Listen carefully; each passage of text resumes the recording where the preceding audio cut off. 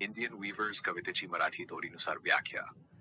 Viewers, weaving at break of day. बुनकर जो पहाटेच्या वेळी विणकाम करत आहेत. व्याख्या, पहाटेच्या सुरुवातीला बुनकर काम करत आहेत आणि कवी त्यांना विचारत आहे की ते काय विणत आहेत. Why do you weave a garment so gay? तुम्ही इतका आनंदी कपडा का विणत आहात? कवी विचारत आहे की बुनकर इतका रंगीत आणि आनंदी कपडा का विणत आहेत ज्यामध्ये उत्साह दिसतो.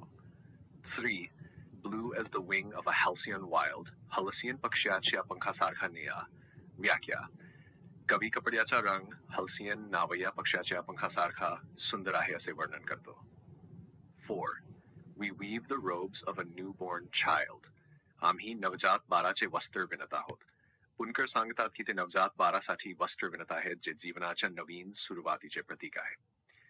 Weavers, weaving at fall of night.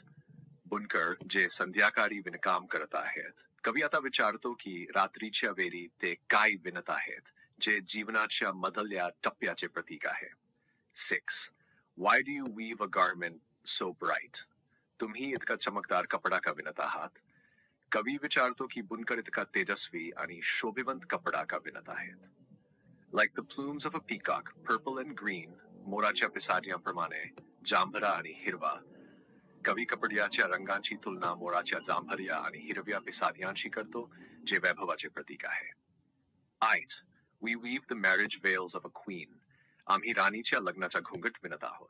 व्याख्या, बुनकर सांगतात की ते राणीच्या लग्नासाठी घुंगट विणत आहेत जे जीवनाच्या लग्नाच्या आणि उत्सवाच्या टप्प्याचे प्रतीक आहे. 9. Weavers, weaving solemn and still. बुनकर जे गंभीरपणे आणि शांतपणे विणत आहेत. व्याख्या, कवी आता विचारतो की गंभीर आणि शांत वातावरणात बुनकर काय विणत आहेत जे जीवनाच्या शेवटच्या टप्प्याचे सूचक आहे.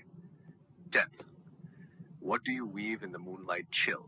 तुम्ही थंड रात्री काय विणत आहात? व्याख्या, कवी विचारतो की या थंड आणि शांत रात्री बुनकर काय विणत आहेत जे मृत्यूच्या जवळचे वातावरण सूचित करते.